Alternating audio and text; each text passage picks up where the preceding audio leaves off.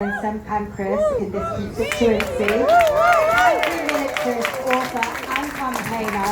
Please a massive round of applause for Andrew Feinstein. Thank you.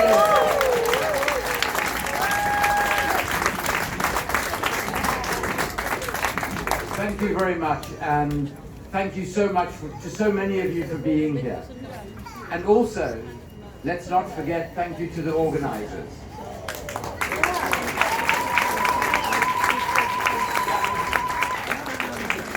Camden Friends of Palestine represents everything that is so good about Camden. Diverse, open, democratic, inclusive, committed, passionate, and energetic. That is what this borough and what Holborn and St Pancras is about.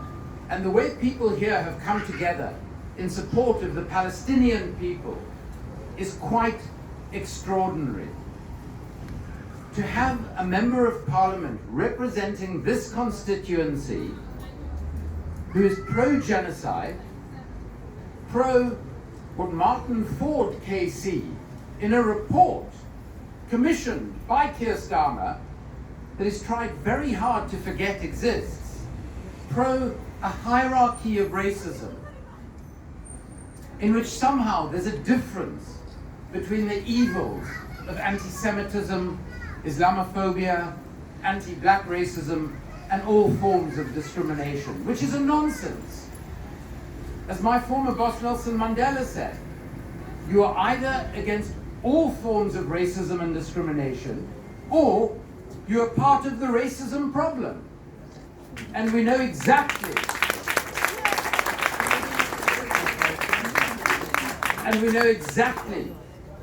where Keir Starmer's Labour Party falls on that spectrum, given his treatment in recent days of Diane Abbott, of Faiza Shaheen, and so many other lifelong anti-racists in his own party, like Jeremy Corbyn.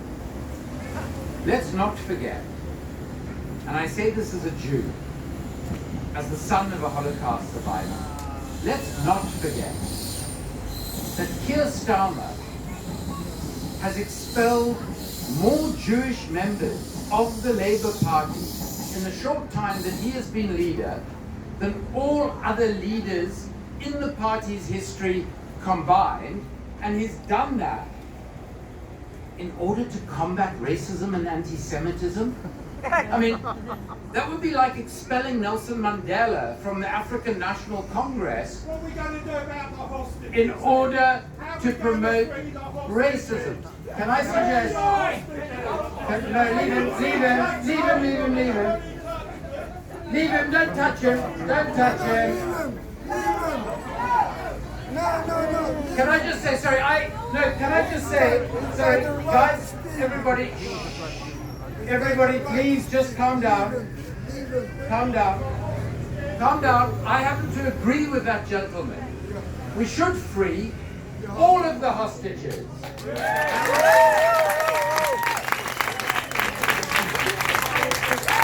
Not just the hostages taken on the 7th of October, because all of us who are human beings, who have a shred of humanity, will have felt incredible sadness for those who perished on the 7th of October, even though we understand the context in which it happened. The 75 years of oppression, of brutal and illegal occupation. But still, because we are human beings, we feel for those people, their families, their loved ones. But at the same time, we want all hostages, including those children who have been detained by Israel for years, to be released and to be free.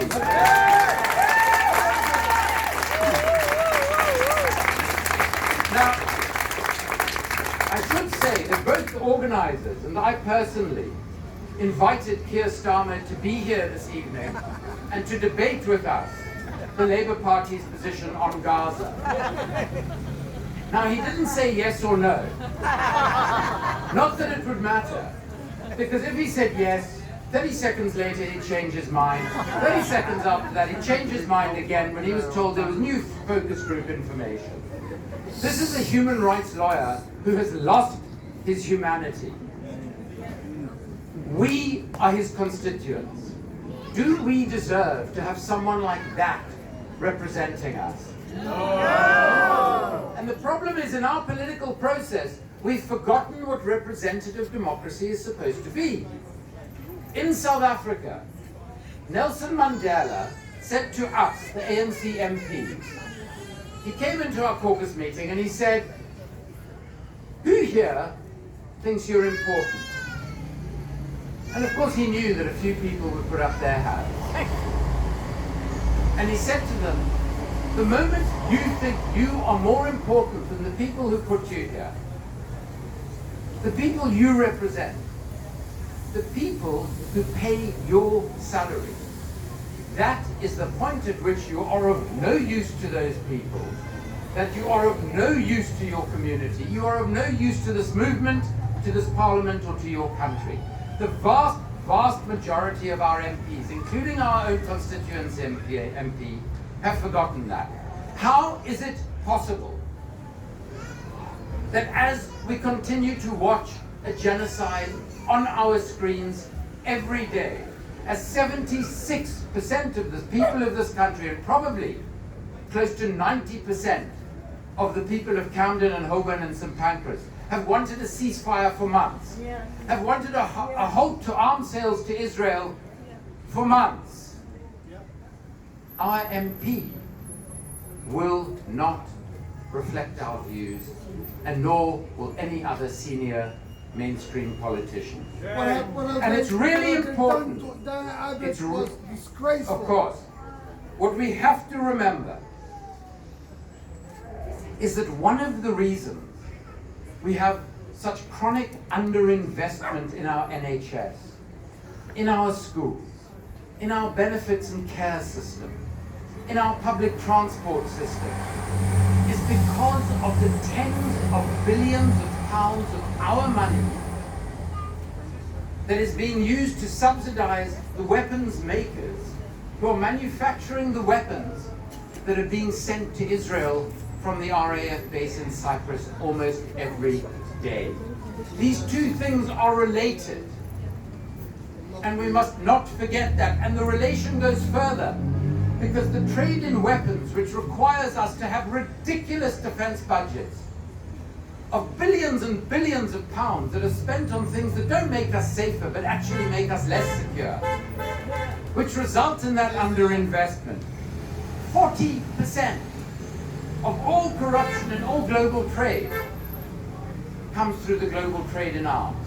And those bribes don't only go to Saudi Arabia or the United Arab Emirates or my own country, South Africa, where BAE Systems paid £115 million of bribes, or to Israel. Some of those bribes come back and find their way into our two main political parties and into the hands of our individual politicians. Tony Blair has conservatively made over £100 million personally since leaving office on the decision to invade Iraq and his association with British and American arms companies. The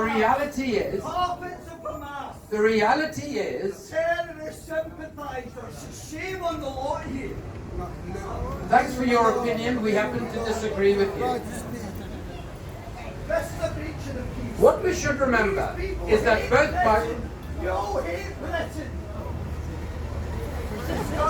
It is because we love Britain and we love humanity that we demand an end to genocide, that we demand an end to a world dominated by an arms trade which makes our politicians and our billionaires even richer and makes us ever poorer.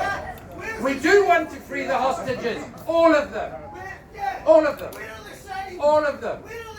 I tell you what, wait till after my speech and we'll talk about how we free all the hostages. Let me say that the only thing we are offered by the two main political parties in this country is permanent austerity and forever wars, and the climate degradation and socio-economic suffering that many people in our area experience every day. That is the offering. And there is no difference between the two main parties. So what we need to do is we cannot vote for anybody who has not called for a ceasefire or a halt to arms sales as soon as this tragedy, this indefensible genocide started. We have to continue to demand an immediate ceasefire, a halt to arms sales to Israel, and we need to utilize the weapon, as Dan was saying, that was so important in bringing an end to apartheid in my home country of South Africa: boycott, divestment, and sanctions.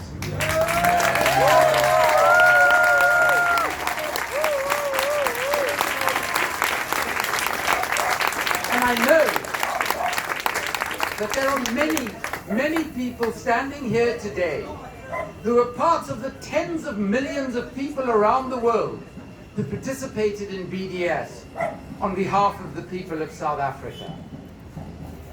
And we will and we can do that again to bring an end to genocide, to bring an end to apartheid.